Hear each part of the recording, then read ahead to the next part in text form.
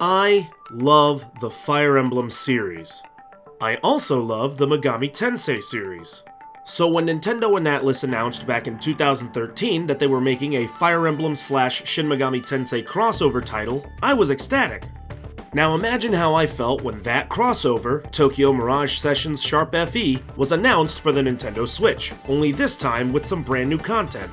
And now that it's available, let's find out if Tokyo Mirage Sessions made the most of its Encore. But first, don't forget to subscribe and click the bell icon to get notified whenever I upload new videos. I already have a ton of RPG related content, including a review of Fire Emblem Three Houses, and I have more on the horizon, so be on the lookout. Now with that out of the way, let's get started. This review and the related footage is based on a physical retail copy of the game for the Nintendo Switch.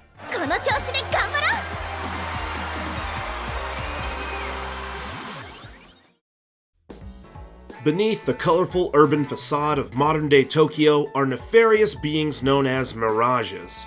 These mirages want to steal the precious life essence known as performa.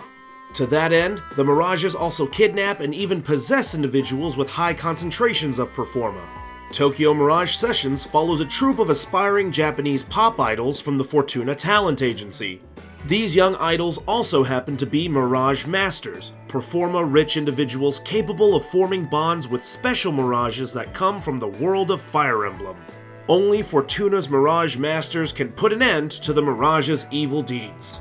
If it wasn't already obvious from the plot synopsis, Tokyo Mirage Sessions is an Atlus game through and through.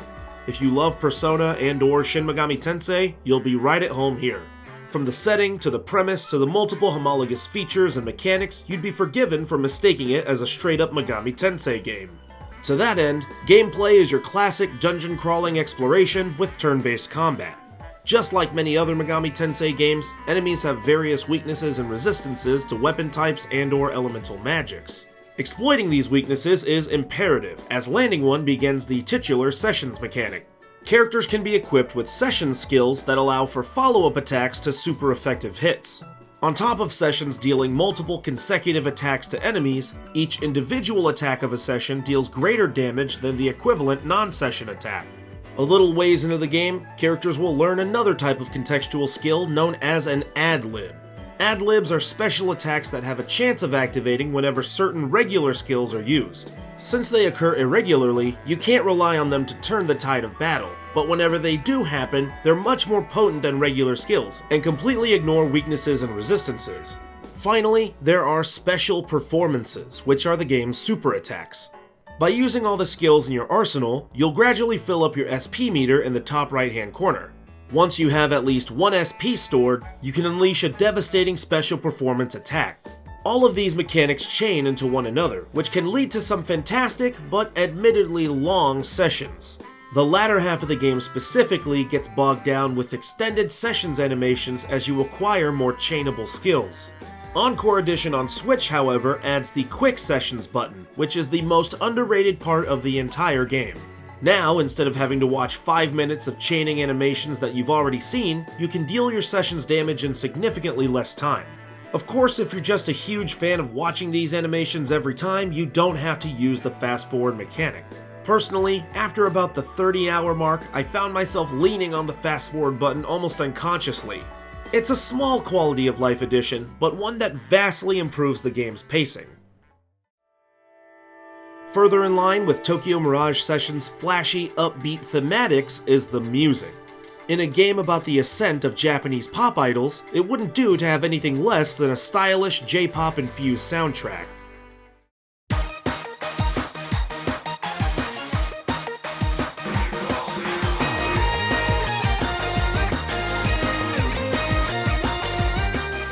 Encore also adds some new music, such as Tsubasa's cover of Kiria's song Reincarnation.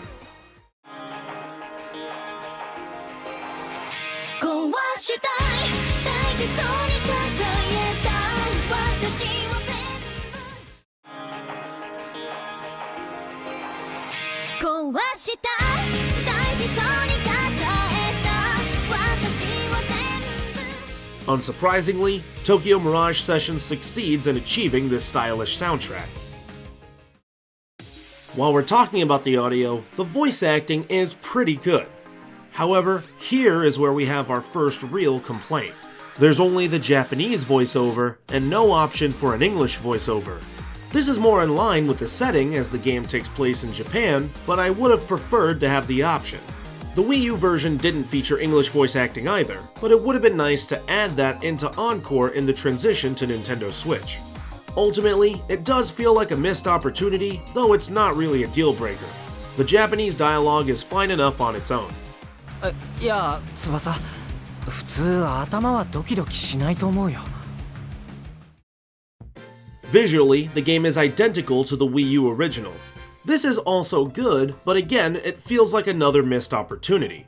It would have been nice to have better resolution and sharper overall image quality on Nintendo Switch, as the game has some pretty soft edges.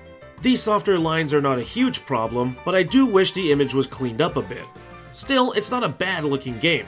I especially like how people in crowds are varying solid colors, which gives the game a distinct look, while also overcoming some of the Wii U's technical limitations. This in turn helps the game's performance on Switch, and I never had any kind of noticeable frame rate issues or slowdown throughout my time with Encore. In tablet mode, Encore looks even better.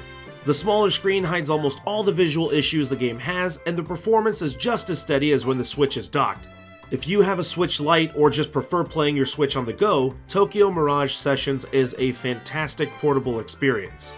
On a side note, this is a really small thing, but I also have always liked how accurate Tokyo Mirage Sessions is to actual Tokyo. Let's take a look at some comparisons. Here's the entrance to Center Gai in Shibuya versus the same street entrance in Tokyo Mirage Sessions. It's obviously not as crowded in the game compared to real life, but the layout is basically the same, which is really cool. Here's the street leading up to the 109 building in real life versus the walk up to the 106 building in Encore. Again, not as crowded, but I really like the attention to detail. I don't know if it was on purpose or if it was just a nice little coincidence, but there's even a tree that obscures the view of the 109 building as you walk up the pavement. These are not wildly overt details, especially not to anybody who hasn't seen and or been to Shibuya, but it definitely gives the game's world more charm and believability. Aside from the quick sessions mechanic and some new music, there are other new things to Encore as well that further improve and flesh out the game and its characters.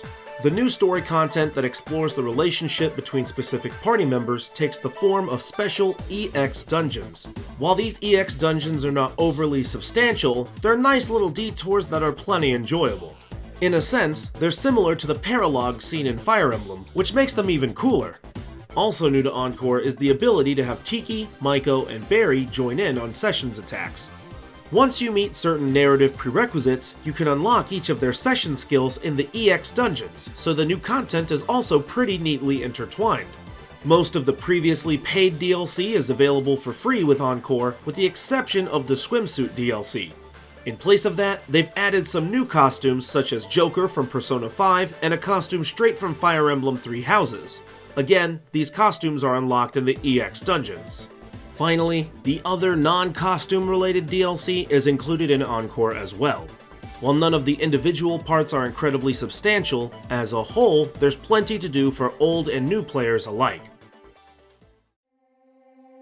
Now I give Tokyo Mirage Sessions a lot of praise, and that praise is well deserved, but please allow me to make a somewhat nitpicky complaint that I've always had with this game. You see, Tokyo Mirage Sessions is a very great Atlas game. However, in making it a great Atlas game, the Fire Emblem part of this crossover is almost completely lost in the process. At the core of this admittedly minor issue is this: Tokyo Mirage Sessions, which was originally presented as Shin Megami Tensei Cross Fire Emblem, is not very Fire Emblem. The only real semblance you get of Fire Emblem is that the friendly Mirages are Fire Emblem characters, but even then, their designs are different. They wear the same clothes, but they have masks on that obscure their face, and they don't embody the deeper character traits that made them so interesting in their original games. In essence, the Fire Emblem Mirages function almost like caricatures of their actual selves. But let's say that's not a problem, which it really isn't. It doesn't bother me that much at all, it's just something I noticed while replaying the game. Aside from the Fire Emblem characters, the most Fire Emblem this game ever gets is when you level up and it makes the sound effect. Overall, it's certainly easy to miss that there are supposed to be Fire Emblem themes to this game. Change Chrom's name. Boom, no longer Fire Emblem. Take away the level up jingle. Boom, no longer Fire Emblem. I'm sure some of you are thinking, well duh, if you take out the Fire Emblem stuff, it's not gonna be Fire Emblem. But look, this game isn't called Shin Megami Tensei Fire Emblem Saga, and yet it's almost unmistakably Megami Tensei. Put it next to Persona 5, put it next to Shin Megami Tensei 4 Apocalypse. With or without the iconic names or sound effects, it's very obviously part of that series. But put it next to Fire Emblem Awakening or Fire Emblem Three Houses, it doesn't have the same effect. Honestly, I love this game. I loved it on the Wii U, and I still love it on the Switch. I just wish that there were more things incorporated from the Fire Emblem side compared to how much was incorporated from the Megami Tensei side. Once again, to reiterate, this is a very tiny nitpick. It's ultimately a fantastic video game, but one that admittedly leaves me wondering what could have been.